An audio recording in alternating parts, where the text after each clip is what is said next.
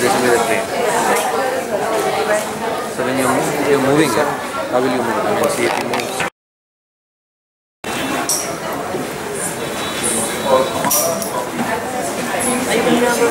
Yeah. No, not Samira, but Mr. Rivers and Arushi. You will tell her about the mic. Can you hear me if I speak like this or do I need the mic? So, welcome. Thank you for coming. This is our second Mumbai Local at Playback. And we're going to be here on the third Friday of every month at this time. So do connect to us. You have this little slip sent out to you to put your email ID and stuff on it so that we can keep you posted. Every week we send out the mailer for the upcoming, but you can always go to our website because we have our schedule up 2 months in advance. So you can know what's coming up, and the effort, as you may already know, is simply so that you can get to meet wonderful people like this. Some Bombayites, some people coming through who can tell us their fabulous stories from the world of theatre and science, why they do, what they do, all of that stuff. So do keep coming and help us let people spread the word with us. What we want in the long term is for Mumbai Local to be in every ward in Bombay, so that you can literally walk. Imagine in Bombay you can walk to a space where you can actually get to hear, where you can get to live with work like this. That's what we're really trying to do with Mumbai. So do help us get the word out. I asked my brain is not a blank. Who's coming next?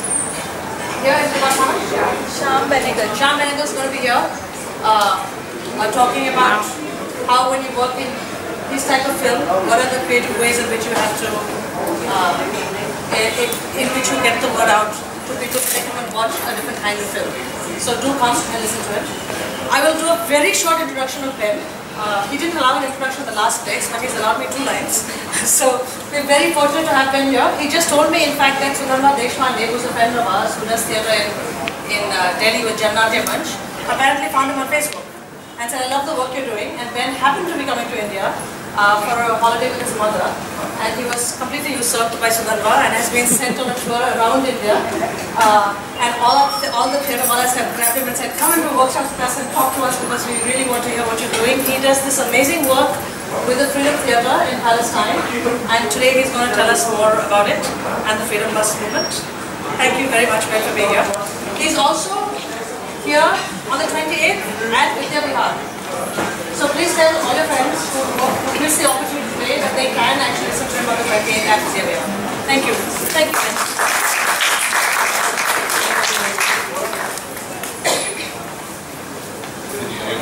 Is this working? Yeah. Thank you all for coming. It's a bit soft. Who's doing the sound? Yeah, it's soft. Who's doing the sound? That's how it is. That's it? My voice is louder. I'll use my theatre skills. Please use your theatre skills into the mic. Yes. So, thank you all for coming. As you know, this evening I'll be speaking about the Freedom Theatre. I'll be talking about Palestine, and I'll also be speaking about our use of something called Playback Theatre. So I'm curious to know who has seen a Playback Theatre performance? One person. And who has been to Palestine or Israel? A few people. Great. So I will be explaining a little bit about the history and the political context of our work. But I wanted to start with a couple of stories. So the first story I wanted to share with you is relating to the very first Playback Theatre performance that we did in Junoon refugee camp. And this image behind me is a photograph from this event. In Playback Theatre, the actors and audience arrive, and nobody knows what will happen in our 90 minutes together. There's no script. The whole event is completely improvised. All we know is that people in the audience will come up onto the stage and share true stories from their life. And the actors and musicians will be listening and after each story they will turn it into a piece of improvised theatre. We decided to hold this event in Junoon refugee camp in response to a series of military raids that were happening. The Israeli army was coming in with unusual frequency into the camp. They were arresting people in the camp, detaining them, often torturing them, and then releasing them without charge. It was clearly a campaign of harassment. And this was following the assassination of our artistic director. His name was Junoon Team. He was one of the founders of the Freedom Theatre. Junoon founded the Freedom Theatre in Junoon refugee camp in 2006. He had a vision of using theatre and other cultural activities as a form of resistance against the Israeli occupation. He spoke about the third intifada, the third uprising, being a cultural intifada. This was his vision, this was the foundation of the Freedom Theatre. He was tragically assassinated by a masked gunman outside the theatre in April of 2011, and we still don't know who it was that killed him or why he was killed. The army took it upon themselves to conduct what they called a murder investigation. This involved raiding the camp almost nightly and carrying out the actions I just described.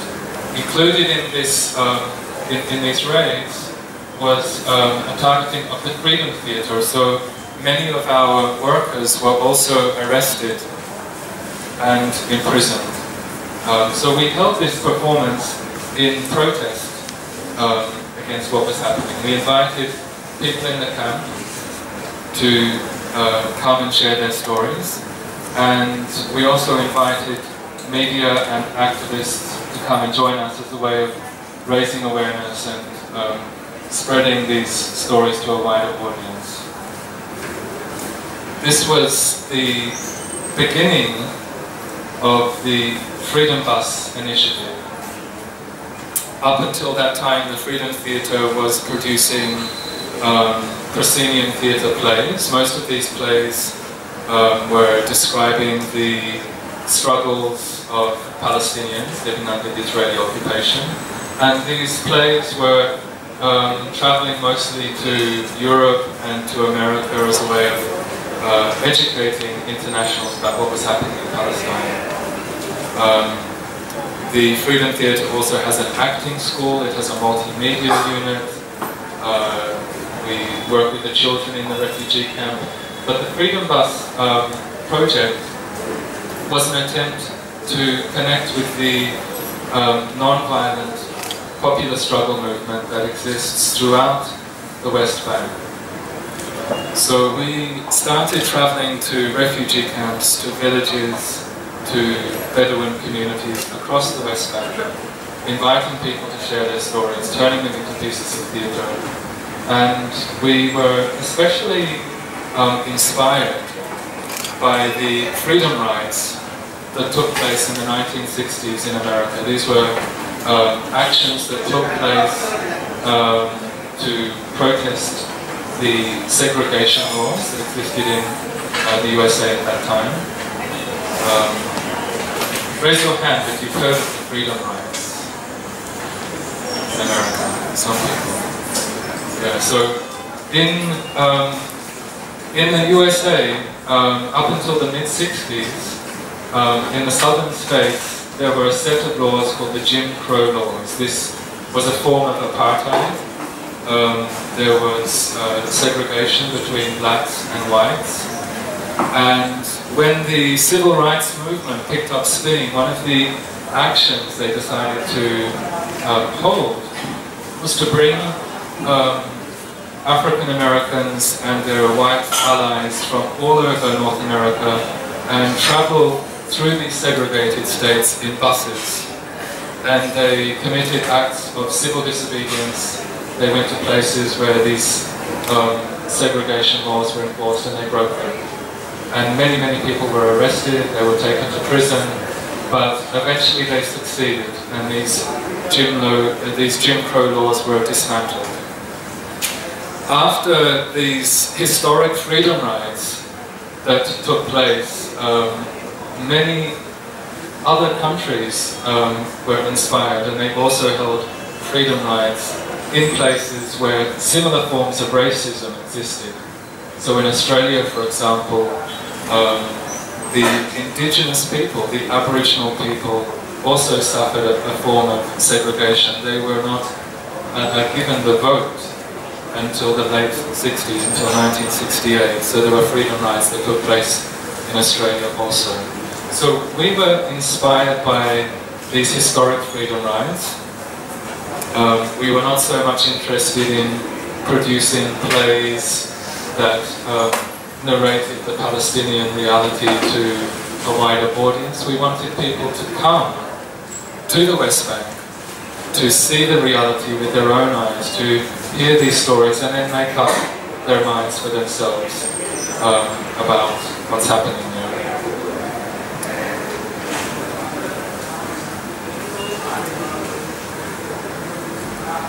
This is an image of another Playback theatre event. This took place in November last year. It happened during the most recent bombardment of Gaza. So Israel was raining rockets on Gaza. The West Bank residents were protesting, and many roads and checkpoints were closed down. So on this day, only half of our troupe, half of our actors were able to come. So what you can see here is 2 actors. Normally we would have 4 or 5 actors on the stage. They are listening to the story of this young man. His name is Zati. He's a member of this community. It's a small community of traditional farmers. And in this event, they invited people from neighboring communities to come along, including Bedouins. Bedouins are a nomadic tribe that exists in the Middle East and North Africa. And also in this audience, we have some international activists. There's a woman from Britain, she's a theatre director. There's you can't see her here, but Louisa Morgantini, she's the former Vice President of the European Union. There's a young Israeli activist here. There are Palestinian students from other parts of occupied Palestine who come to this event to hear the stories. So the audiences that we perform for are often very diverse. And the person who's telling their story is very aware of who their story is reaching. People are often telling their story because they want people to understand more about the realities of their life. But they're also telling their stories as a way of motivating people to take action. I'd like to share with you one of these stories so you have a better idea about the type of stories that are shared. And this was a story shared by the mother of Zati in the same event.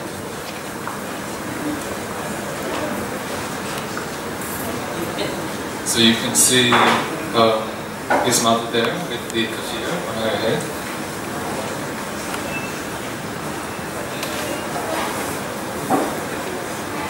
My son Zati was with the sheep over there having his breakfast when suddenly a military jeep drove up from the nearby Israeli settlement. A group of soldiers got out and handcuffed and blindfolded him. I was far away at that point, but I could see that they had removed his clothes and thrown him on the ground, totally naked. It was winter and very cold. When I saw what was happening, I came running and tried to reach my son. The soldiers pushed me back. They loaded their guns and pointed them at me. I shouted at them, "Why are you doing this to my son? He's not a fighter. He did nothing wrong. Why are you doing this?" But they didn't answer. They just threatened that they would shoot, and so I moved back. They still had Zati on the ground. Then they started commanding him to turn left and then right, to turn north and then south. And he was screaming, "Mom, go away!" He didn't want me to see him in this situation. He asked me to go, and so I did. But then I would hear them hitting and torturing him, and so I would come back. This continued for 2 or 3 hours before they let him go.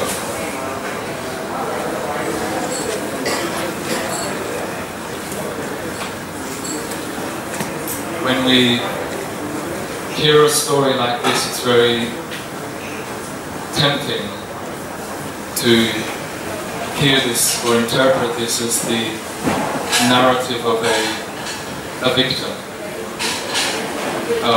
But this is not the identity that people are carrying when they tell a story like this. They're really telling a story like this as a way of, as I said, educating their audience about the realities of life under occupation, and most importantly, trying to incite their audience to join them in their struggle. So, for those of you who don't know much about the context surrounding stories like this, I'd like to give a little bit of background, and I'd like to start with a personal story.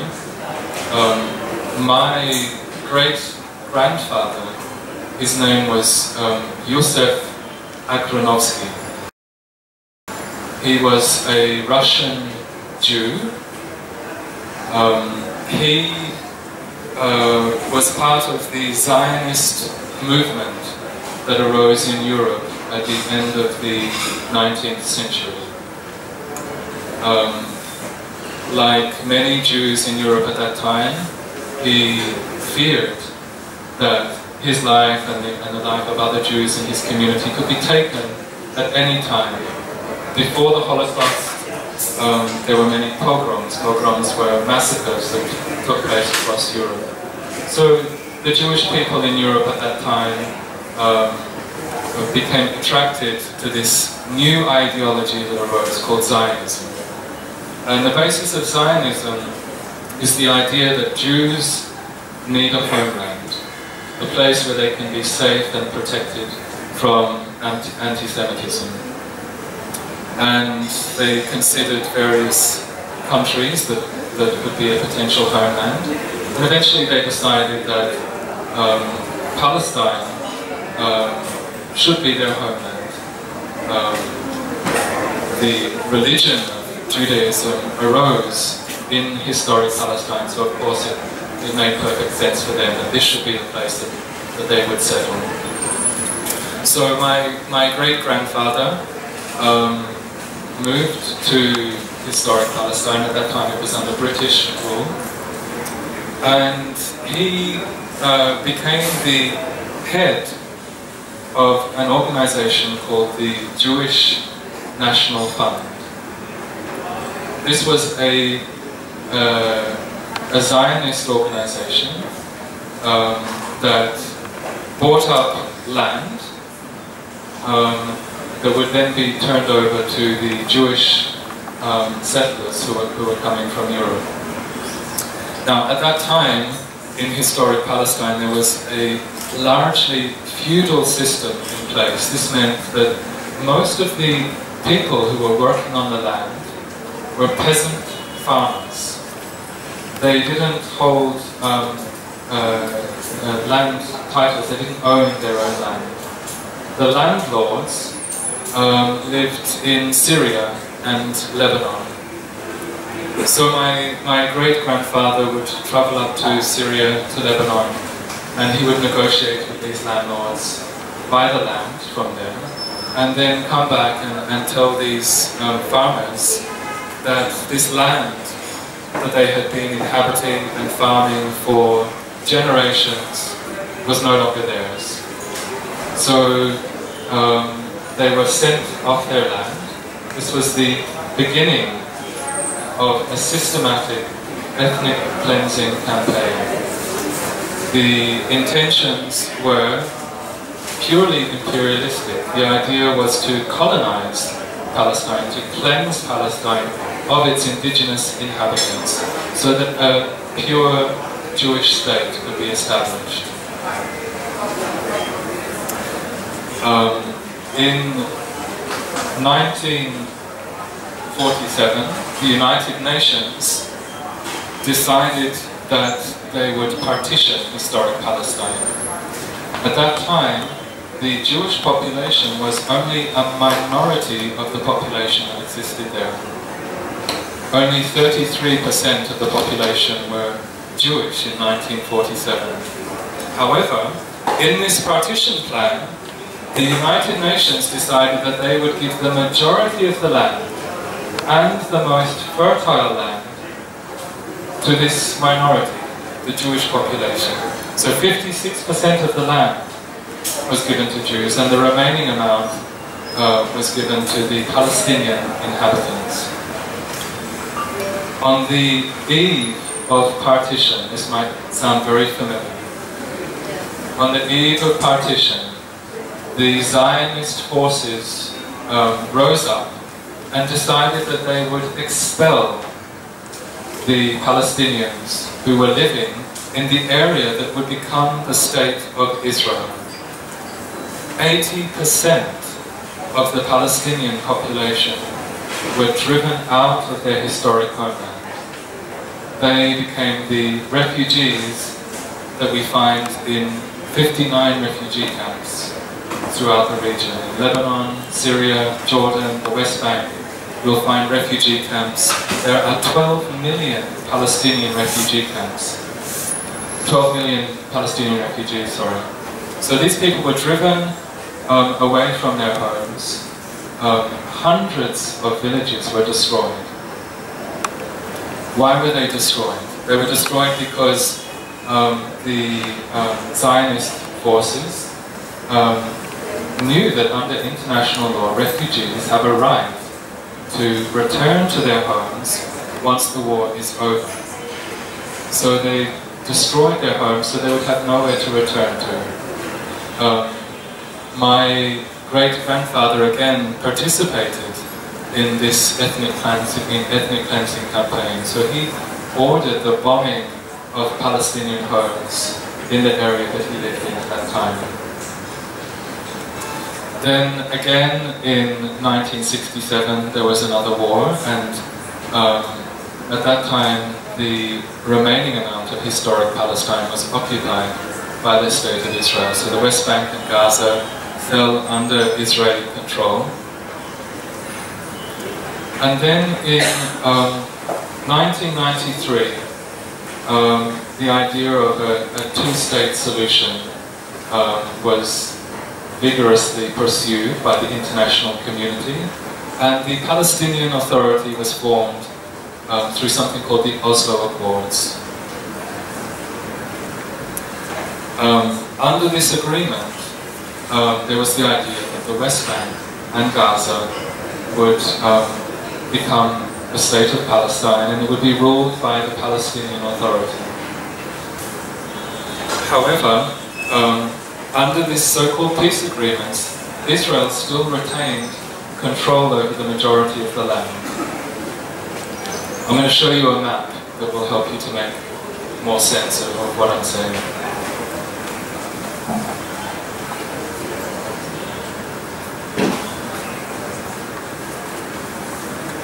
So what you can see here is Palestine before partition. The dark areas represent the land that belonged to, or that was inhabited by Palestinians. in 1946. The white areas represent the land that had already been purchased and settled by Israeli, by Jewish people. Then we see the United Nations Partition Plan in 1947.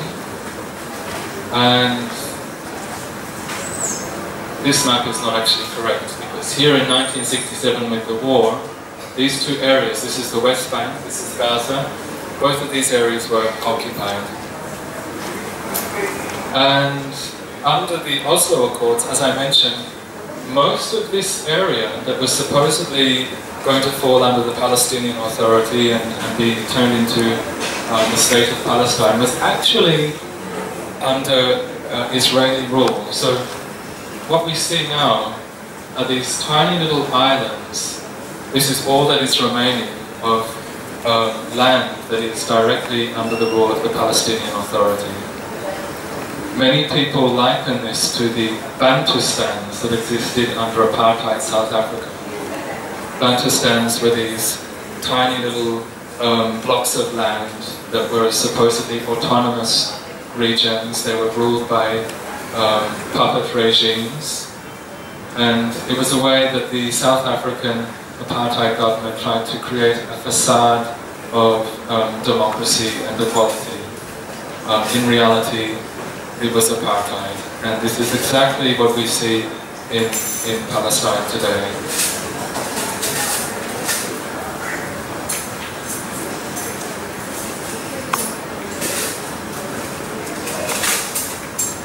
There'll be time for questions afterwards, so if any of you have questions, please remember them and you can ask afterwards.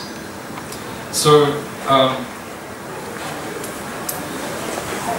the West Bank, under these peace accords, was broken into 3 areas. And one of these areas was the Jordan Valley. The Jordan Valley is an incredibly rich and fertile area. This photograph is from the Jordan Valley. Israel is currently trying to annex the Jordan Valley and incorporate it into current-day Israel. They've done a pretty good job of doing it already, because at the moment 50% of the Jordan Valley is inhabited by Israeli settlers.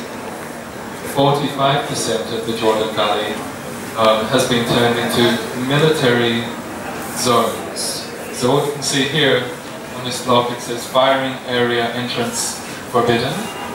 It means that the hill behind this block is used for military training.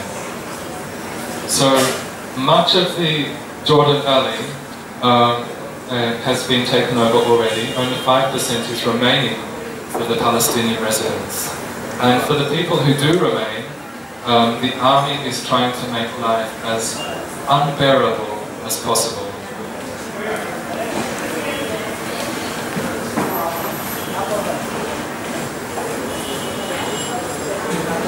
This is an image of a Jewish Israeli settlement in the Jordan Valley.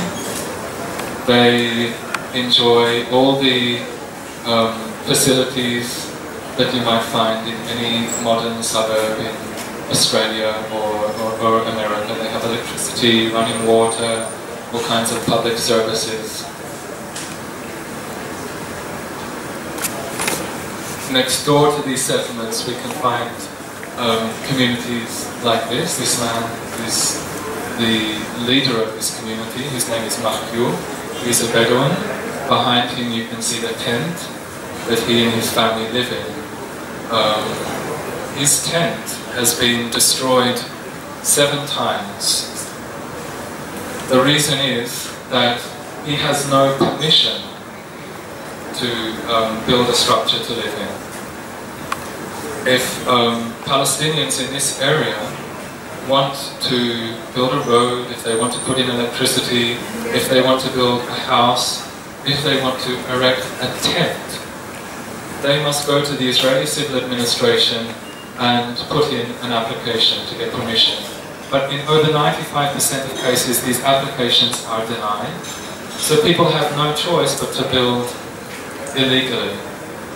And so home demolitions are a very common occurrence. in these areas.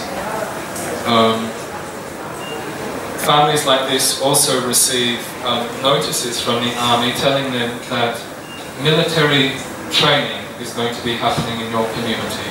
And they're usually told that between this hour and that hour you need to evacuate your homes because we'll be coming in and doing firing practice. So all of this is a way, as I said, of trying to make life absolutely unbearable so that people are forced to leave these areas, and of course then it becomes much more easy to colonize these parts of the occupied West Bank. These are the communities that we have been working most closely with through the Freedom Bus initiative. So if you were to come and join us this March, for example, we'll be holding a 13-day event. It's the third Freedom Ride that we'll be holding. And we'll be staying in the Jordan Valley. We'll also be going to other parts of the occupied West Bank. And in these Freedom Rides, we stay in these communities, we join them in their daily activities, and in the evenings we hold playback theatre events and other cultural activities, poetry, live music, and so forth.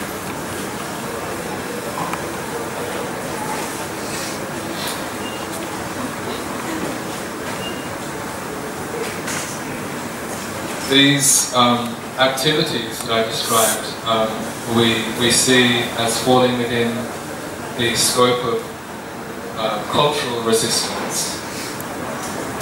So Palestinians have suffered many forms of humiliation.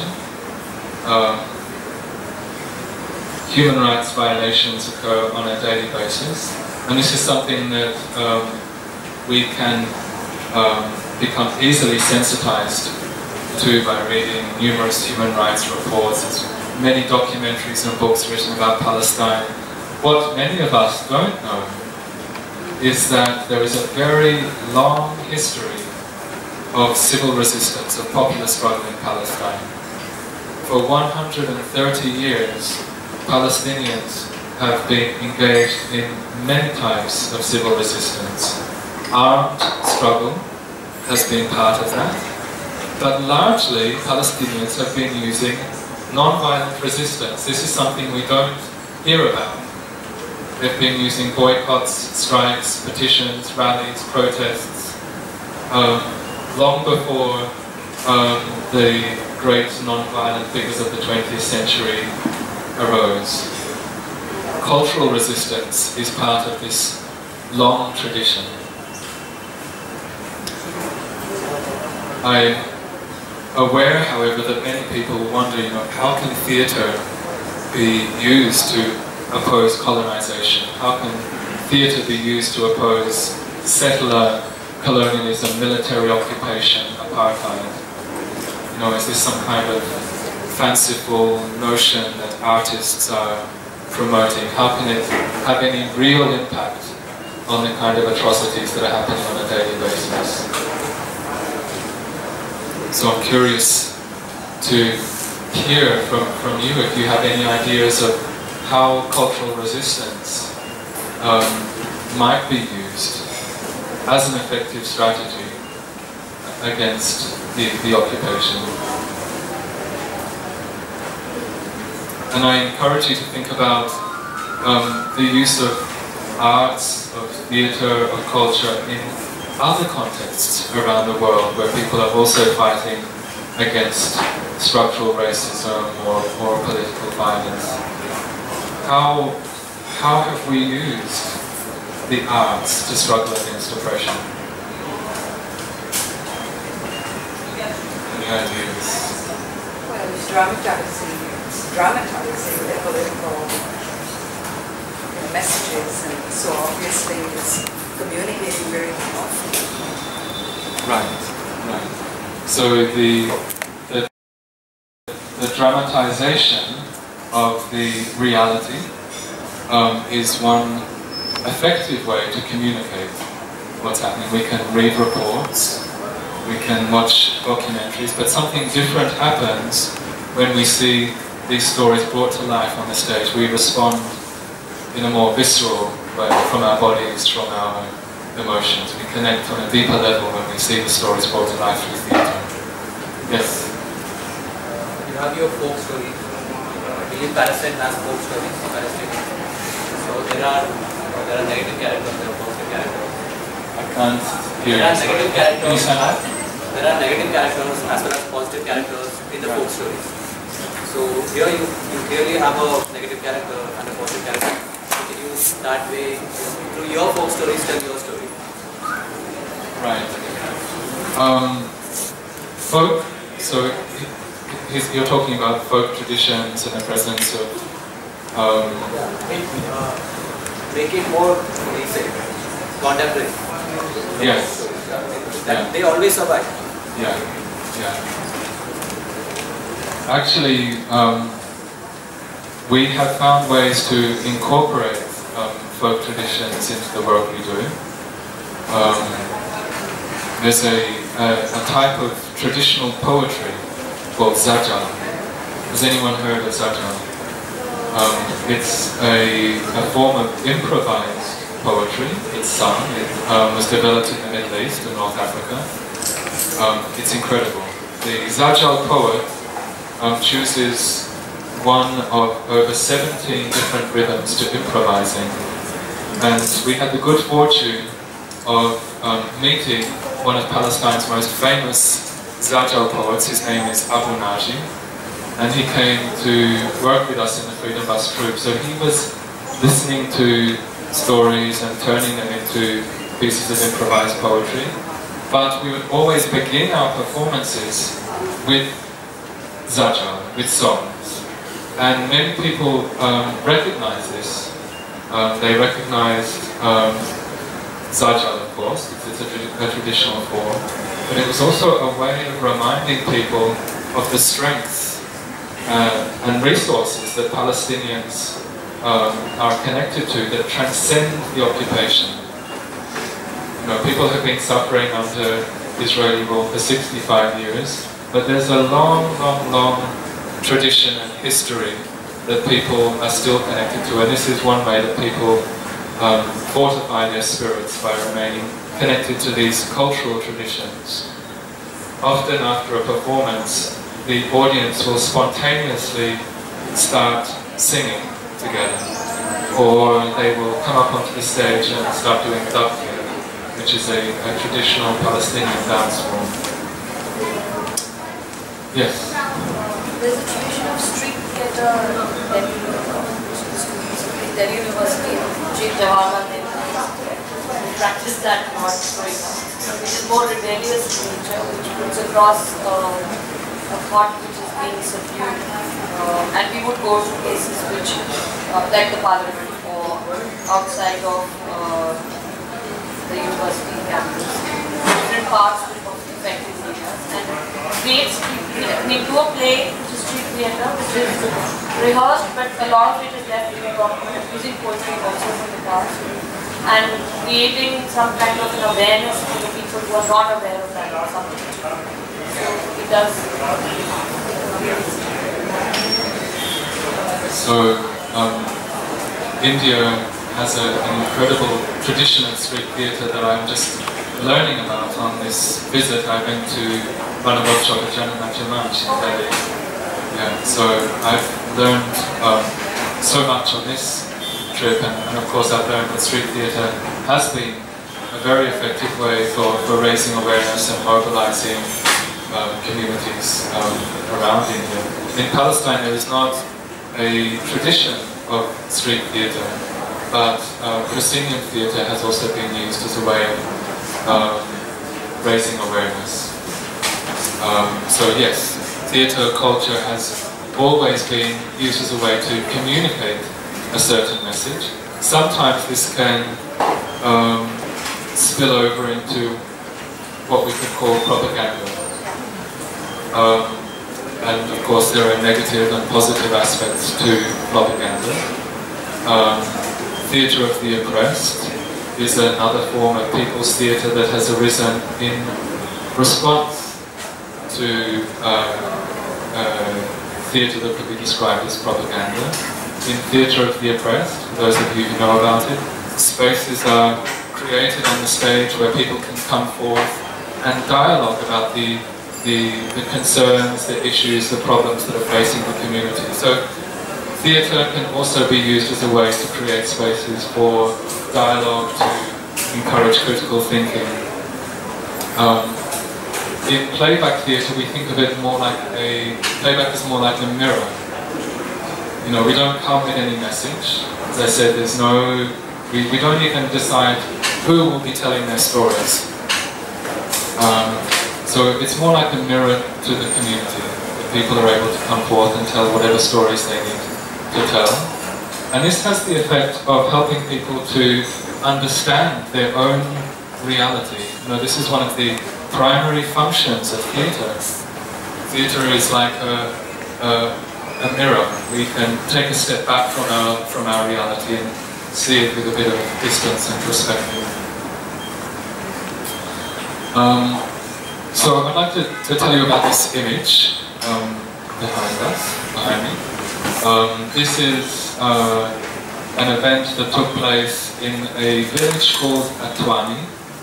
It's situated in the south of the West Bank. This village had a lot of their land taken, and this settlement that you can see on the hilltop was established on their land. This agriculture in front is settlement agriculture. It was also established on village land that was illegally taken from them. The settlers in this community are extremely violent. They want to continue this campaign of ethnic cleansing, and so they try to intimidate the Palestinian residents, and they do this by attacking children on their way to school, by attacking shepherds who are looking after their sheep, by cutting down olive trees. In other parts of Palestine, settlers also poison wells. I know someone from this community who was driven off the road by settlers. So they really have this idea that Palestinians don't belong here, that this is their land, it was given to them by God, and so they should drive Palestinians away. As I mentioned, they also attack children.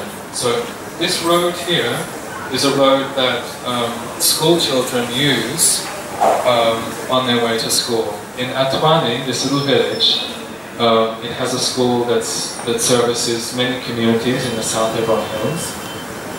And the children on their way to school have to walk past this settlement. When they walk past the settlement, if they have no protection, the settlers will stone them. So, 10 years ago, a group of volunteers, international volunteers, came into the South Hebron Hills to provide protective presence. They said that they would accompany the children on their way to school, and they hoped that this would stop the settlers from attacking them. But on the first day that this patrol was established, these volunteers were also attacked and seriously injured. One of these volunteers was American. So, of course, the American government finally decided that they would do something, and they went to the Knesset. The Knesset is the Israeli parliament, and they said, this is outrageous that an American citizen had their leg broken. And, you know, it's not very good for your image that your settlers are stoning children. You have to do something. So the Knesset decided that they would appoint a military patrol, that soldiers would be appointed to accompany the children to school each day. However, the settlers escaped with complete impunity. They were not prosecuted, there was no investigations, and this is typical. You know, happens now. Settlers can basically do what they like and they're protected by the Israeli courts, by the army. So this military patrol was established. However, they often don't turn up on time. So the children are left waiting in the morning or in the afternoon under the hot sun. They're made to wait for the army to come and accompany them past the settlement. Or the army doesn't come at all. So we were here a couple of months ago and the children decided that they would hold a protest because in the weeks prior to our arrival, the army had been neglecting their duties more frequently than normal. And so the children had been forced to walk many, many hours around the hill. They had to go the long way, which meant they were missing their morning classes. And in Palestine, one of the things people value most is education. So the children decided to hold this protest. They gathered the teachers, they gathered the people from the community, and together we all marched to the hilltop where the military patrol was supposed to wait. And on this hilltop, they began to tell their stories. And our actors, you can see here, were listening to their stories and turning them into pieces of theatre. Halfway through the event, the Israeli army, who you can see on the left there, turned up and forced us to stop. The Israeli border police also turned up. You can see him there with his hand raised. This is common. So whenever we hold an event, most of our events are outside. We perform under trees, we perform in fields, we perform in caves, on hilltops. As soon as a group gathers, you can guarantee that the Israeli army will turn up within the span of 10 to 15 minutes. And so you always have this sense that you are being constantly monitored. You are being constantly observed. There is nothing you can do without the army interfering in some way.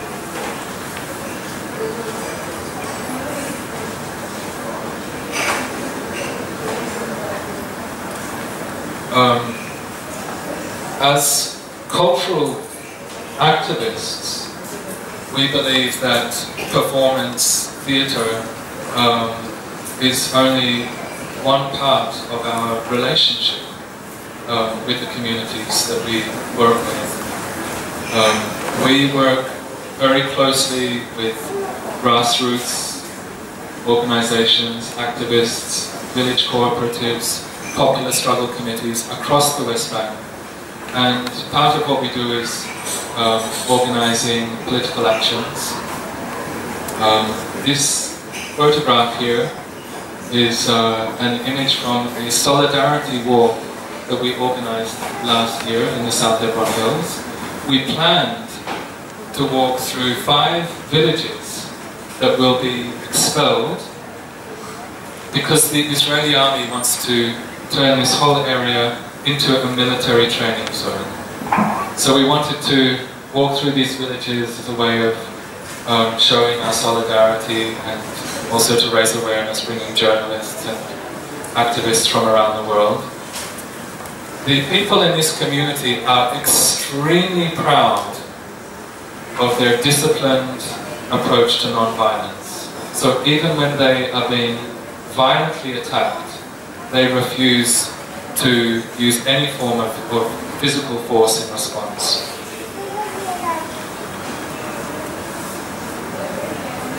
So a few minutes into this walk, and the Israeli army decides that they are going to stop the walk, and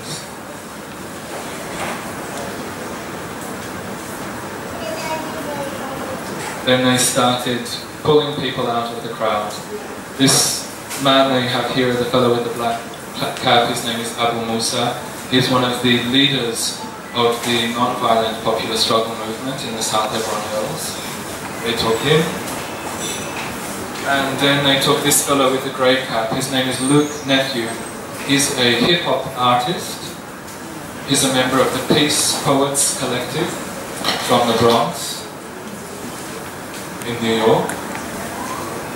And we don't know why they decided to target him, but they did. They pulled him out of the group and tried to push him into their military band. Several of us tried to hold on to him, onto his arms and legs, and they violently beat us off. They hit me over the head with a gun. Somebody else, they twisted her leg, they tore her meniscus muscle, it took over 6 months to heal.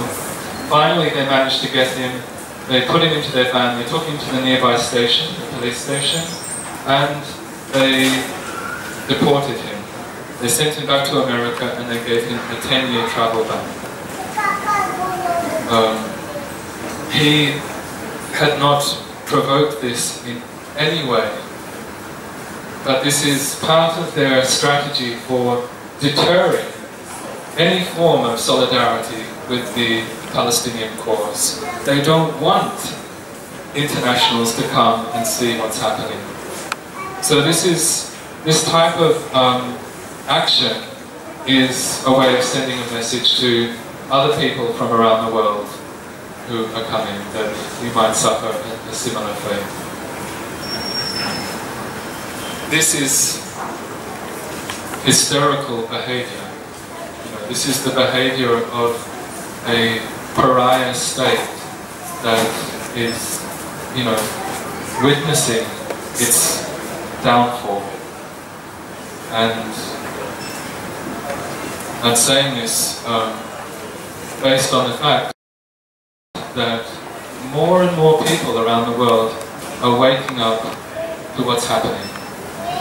Last year, the BBC conducted a poll that included over 29,000 people from around the world, and they were asked to rate countries based on how positively they were perceived.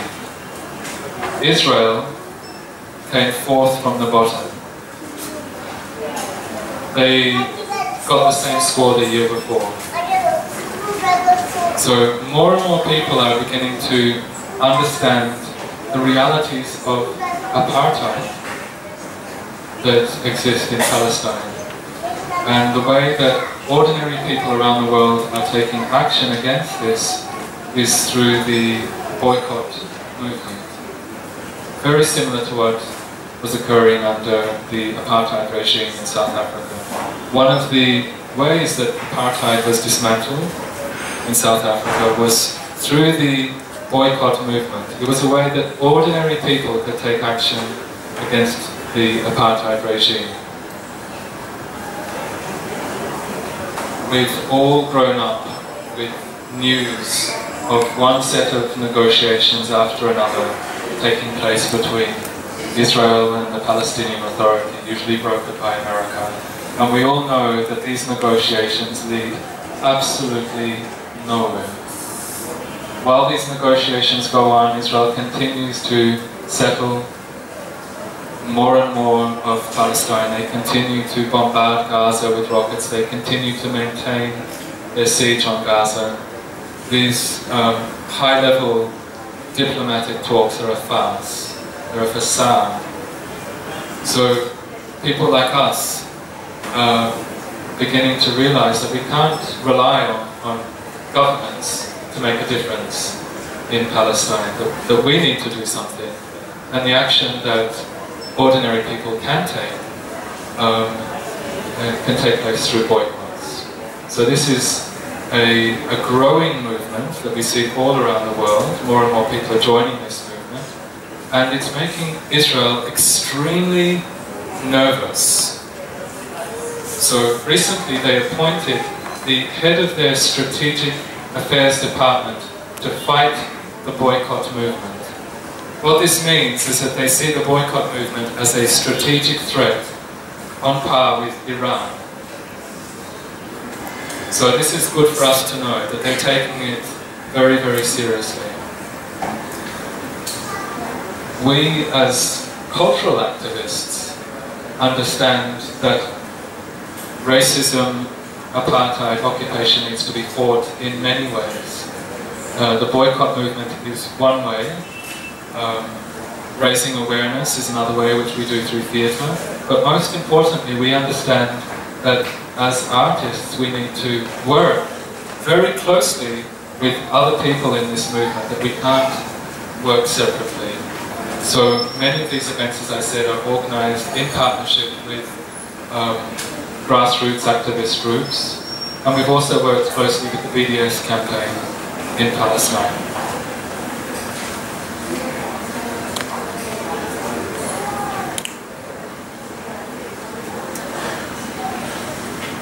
I need a time check.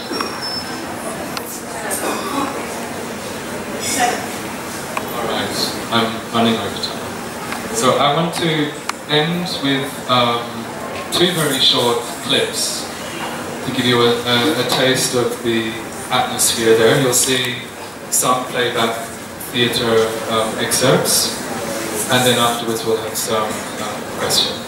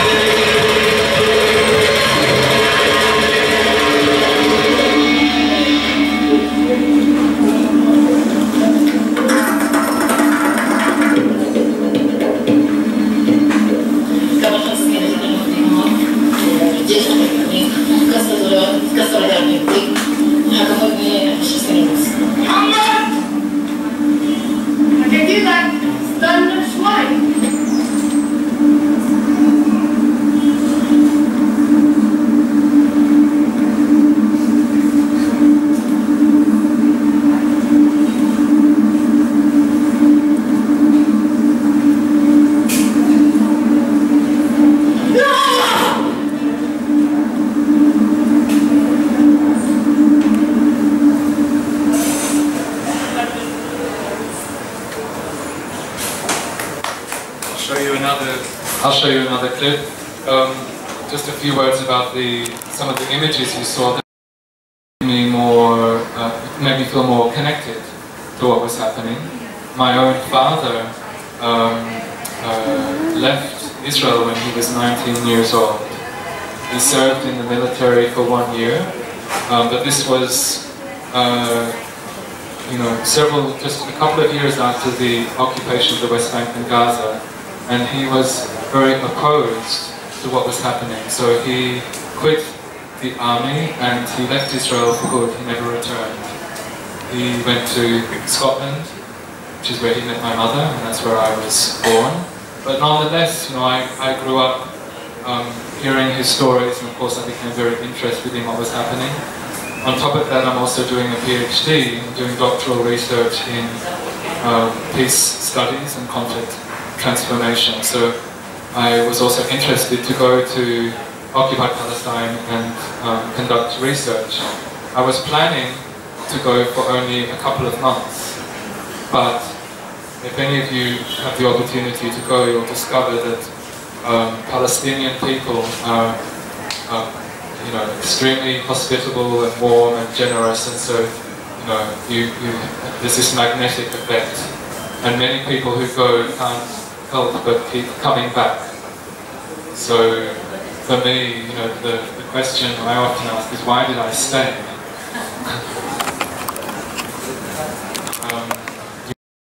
Understand what was happening to their village, and the Israeli army caught wind of what was happening, and they sealed off the village and stopped people from attending the performance.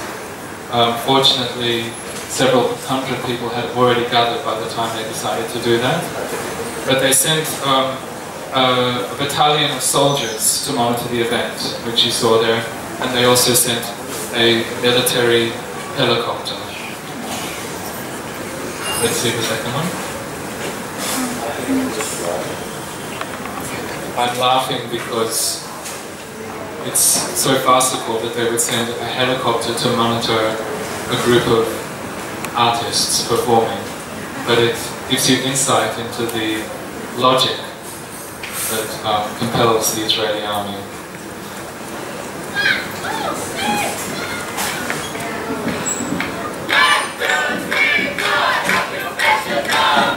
Every day, this is a new place, different people, different religions, and then it's all about the occupation. الحرية مش شيء الحرية مش شيء تتعلمها بالمرة. الحرية بدك تروح تفهمها من الناس اللي بتربيها، بدك تروح تفهمها من المعاناة، من قلب المعاناة، من البيوت، من بين الأطفال. تروح تقعد مع الطفل الصغير تحكي له فهمني، بدي أسمعك، احكي لي شو يعني حرية. Just to end the occupation, end the apartheid, to tell the world, to tell everyone that there is people here suffering from racism, from apartheid, from discrimination. روح على النبي صالح، تقعد بنت صغيرة عمرها 6 سنين تحكي لك قصة.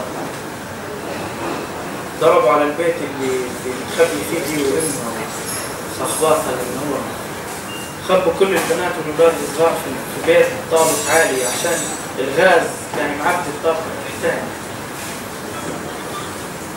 فبدهم يطلعوهم عشان ما يموتوش. اتخنقوا حكوا مع صاروا يصيحوا على الشباب اللي تحت، فصاروا الشباب اللي تحت عملوا سلم، صاروا يرموا من الطابق الأول السلم يبنوا البيت وينزلوهم على الطابق الثاني الأول من الأرض على قريب السلم. فكنت صغيرة ماسكة بإيديها بحكي لها لا ترمينيش، بديش أموت.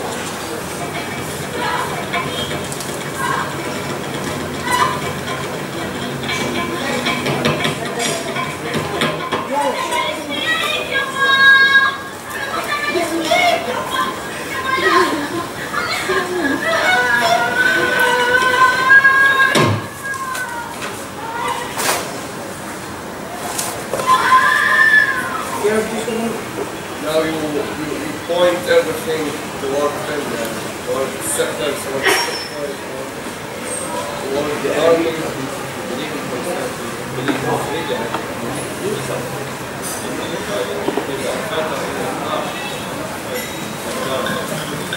We're doing our best.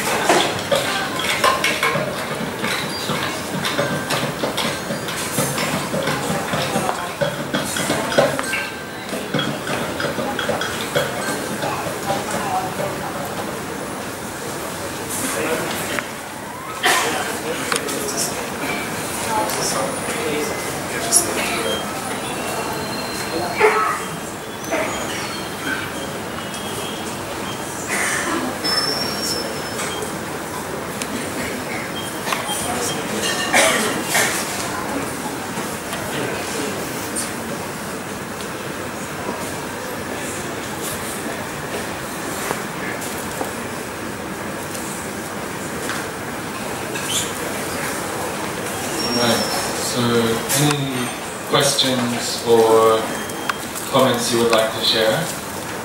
If you do have questions, I invite you to ask just one question so that other people have a chance to ask as well. Yes. Congratulations for your courage and conviction. How do the artists commute from village to village? There must be so much of patrolling, etc. The number of, in the past there were many more checkpoints in place between Palestinian villages. So it could take many, many hours to travel over a short distance because of these checkpoints. A checkpoint, does everyone know what a checkpoint is? Yeah. Many of these checkpoints have been dismantled, so it's much easier for us to travel now. However, there are times where the army will set up what's called a flying checkpoint. So it's a random checkpoint and then you can be held up for a longer period of time. If we know that a flying checkpoint has been put in place somewhere, we'll often hear about it. Half an hour before we'll try and take a detour. So we've never been stopped from reaching somewhere, but you have to be creative in how you reach the place you're going to. Samira. How do you get into Palestine? So you don't want people coming in, how they stop you from going in? Most people have to give some kind of alibi. So there are two ways into the occupied West Bank. Either you can cross from Jordan into the West Bank, or you can fly into Tel Aviv. But all the borders of the West Bank are controlled by Israel. So even if you come from Jordan, you still need to go through Israeli border security. If you're flying into Tel Aviv, most people say they're going to the beach in Israel. If you're coming from Jordan into the West Bank, it's a little more obvious that you're going to be spending time in the West Bank. But Bethlehem is in the West Bank, so many people say they're going to visit Christian sites. Basically, you need to convince them that you are not coming to do any form of political activity. Yes. So I'm curious to hear if there is similar effort to sensitize people within Israel. This is probably a long conversation, but I just find it interesting that the thread of sort of experience of Moses is something they share, and yet they don't connect to this suffering that happens so close. It's just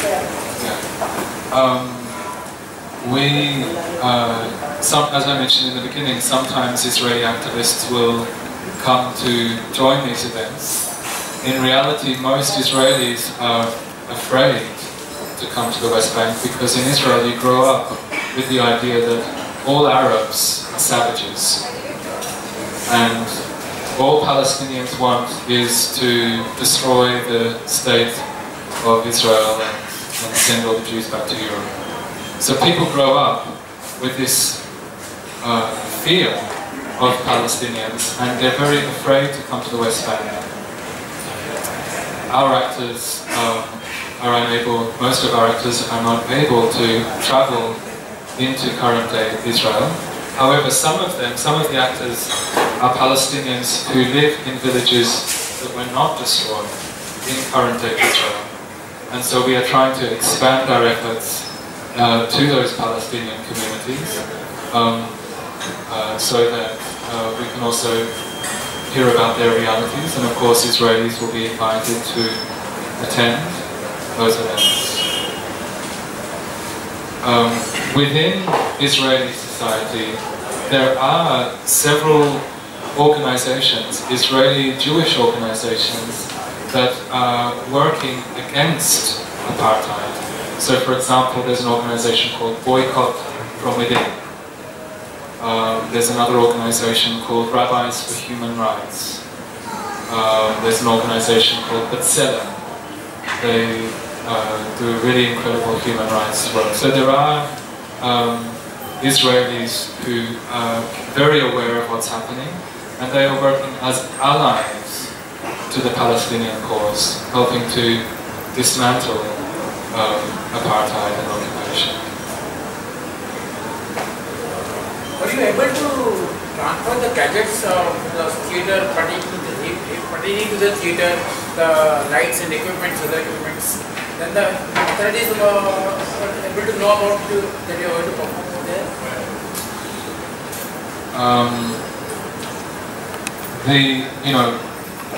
I don't want to exaggerate our importance as cultural activists, because in reality, the state of Israel is not that afraid of us. So they're not that interested in stopping our activities. They will come and monitor our events. I showed you a photograph of one event where they stopped the action. But in general, they don't take us that seriously. Okay? If a Palestinian is engaged in protests where they're coming close to a settlement, then it's a different story. So it's important for us not to exaggerate our role either. However, for Palestinians, they clearly see the importance of this work, because they are very aware that their story, their identity has been misrepresented by the world media. Like I said, most Israelis grow up with this stereotype of Palestinians. I know I grew up with this stereotype. Living in Australia, I was saturated by media messages that told me all Palestinians are terrorists. So Palestinians want to counter this stereotype by having the opportunity to share in their own words the reality about what's happening to them. Is there a more or less equal ratio of men and women cultural activists in Palestine and I don't know statistics, but in our troop at the moment we have half men, half women.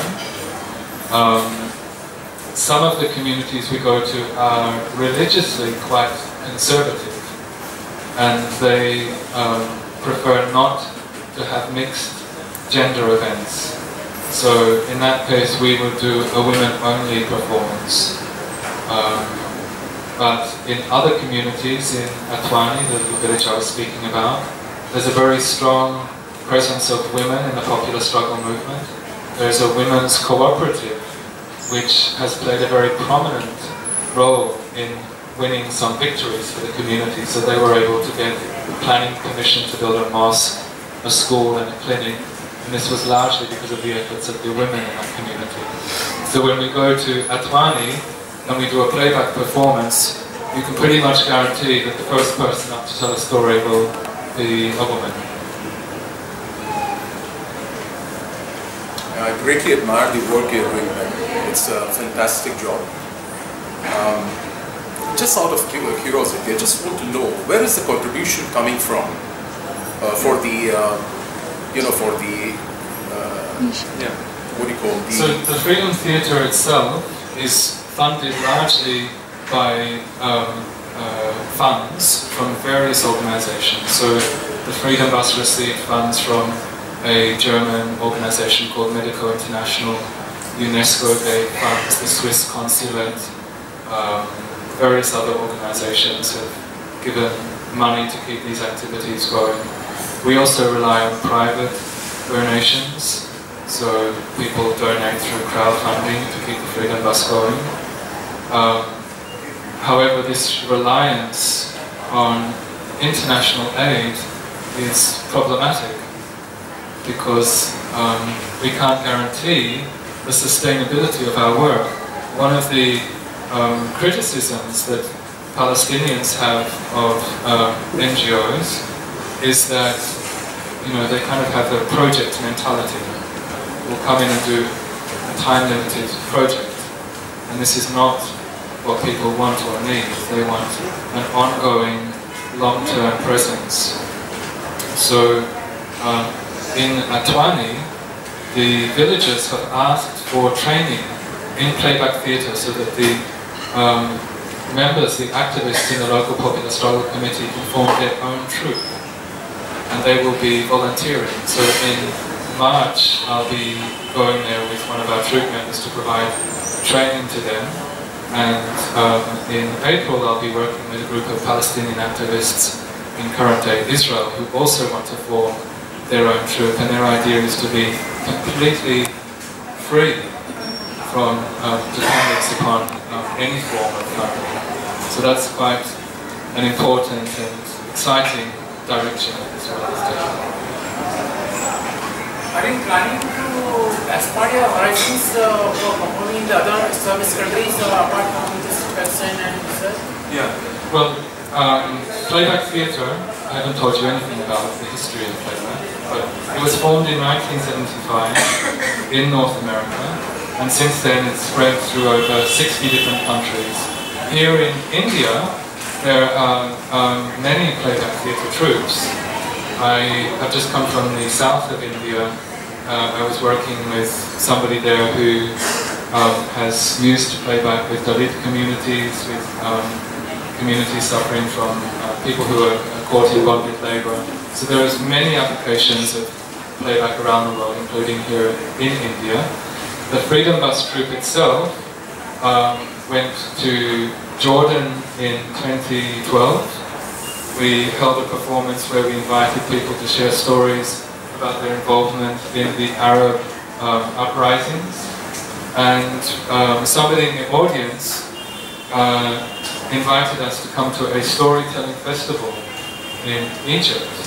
So a few months later we went to Egypt. We performed in Alexandria, but we also held 4 performances in Cairo.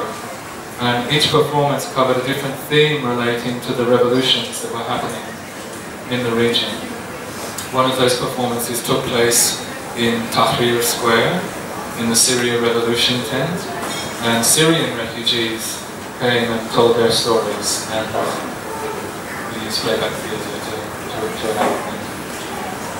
Can you tell us a little bit about how you got into this? Yeah, well, you know, partly, of course, my own family background made we are unable to travel to the Gaza Strip. In the West Bank, there are some pockets of armed resistance, but you know, they've chosen a different path to ours. We've chosen the path of unarmed struggle. So they haven't reacted to your problem? No. I mean, within Palestine there are many different ways that people are struggling. And in some cases there's cooperation between these different forms of activism. I've described how we have cooperated with other activists who are using other forms of activism. But we're quite clear that armed struggle is not the path that we want to follow. Yes? Why do you think the Israeli authorities are not threatened by a theatre? I think what Israel is most afraid of economic sanctions. You know, theatre might pose a threat to their image, but they don't seem to care too much about that. What they do care about is their economy being damaged. And that's why the boycott, divestment and sanctions movement is making them so nervous at the moment. They also are afraid of any form of unrest in the West Bank, and that includes non-violent protests. So in one of the villages that we work in, Nabi Saleh, every Friday there is a demonstration that takes place, and it always ends in the same way. You reach a barrier of soldiers, they start firing tear gas canisters, and many people have been seriously injured. 2 members of this village have been killed, and many other people have been injured. So they also brutally repress non-violent protests as well. Sorry, just one more question. Yes. We hear a lot of Iranian funds coming in from the government of Iran for the Palestinian cause. Do you think that's true then? I have not heard these rumors, so I can't comment on that. Yeah. Even if it's true, it depends on where it goes. Whether it goes to armed resistance, whether it goes to people, or whether it goes to the governance. It's collected on the basis of being transferred to Palestine. So yeah, like in Palestine, so where it goes to Palestine. We need to wrap up in a moment, so I invite one final question. Yes, sorry. I'm discovering the story, so is there any conversation that you had with the military that stay with you, or just as in how has your interaction been with the military? I understand it's mostly violent, but anything from your memory where, or some sort of just understand what goes through their minds when they are. I don't know, I'm not able to put these things into words. There was one time where we were performing and working in a village. We were trying to construct a shelter for children, but it's in the region where you can't build unless you have permission. So the army would turn up each day, and as soon as we saw them coming, we would stop work and we would start playing music or playing football. And the people of the community were with us, and we would all be playing together. So one day the Israeli army turned up and we were all playing football, and one very cool-looking soldier decided that he wanted to come and join the football game as well. So he came up to one of our actors, his name is Dabdur, and he said, can I come and play football with you? And he said, sure, but you need to put down your gun. And he said, sorry, I can't do that. It's against the military code. So he didn't come and play football with us. But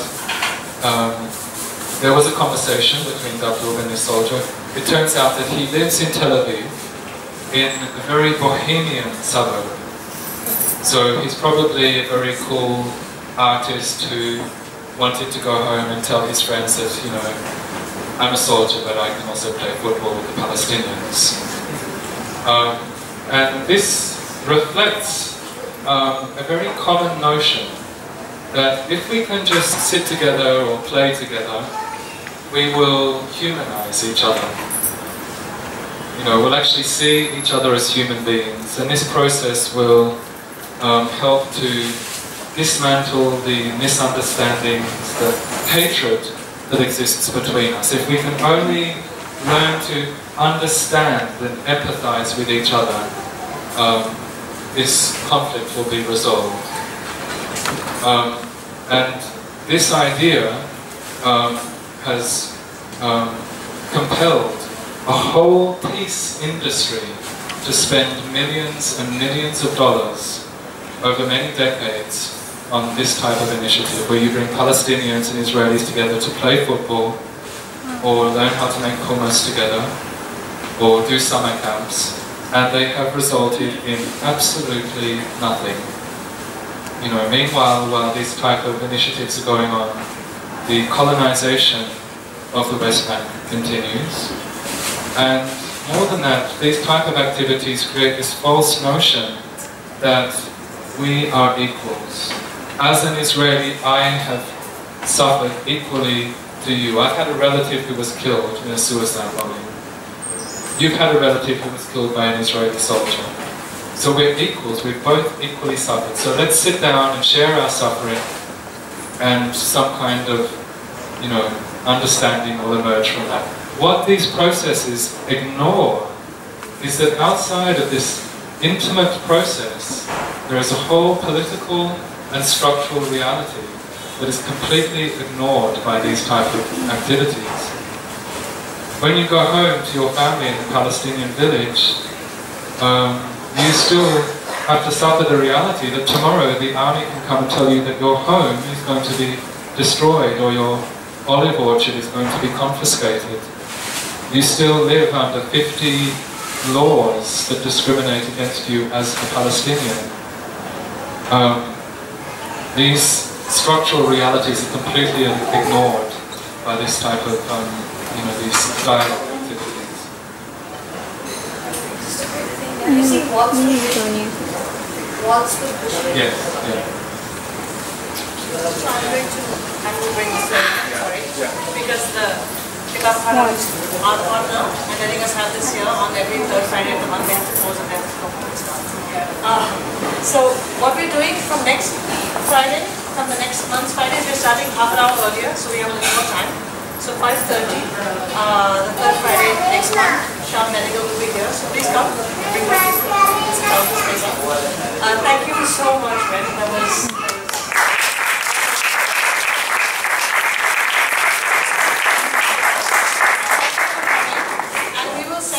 information about the boycott. I want to ask about the we'll send you the information about the get So, there are some cards up here with the Freedom Bus web address, so please help yourself to one. This is my email address. Please contact me if you would like to ask any more questions or to stay in touch. And Samira mentioned the boycott campaign. India has a boycott, a group of activists engaged in the boycott campaign. It's called the Indian Campaign for the Academic and Cultural Boycott of Israel. So I encourage you to find them online and to take action locally against Israeli apartheid. Thank you.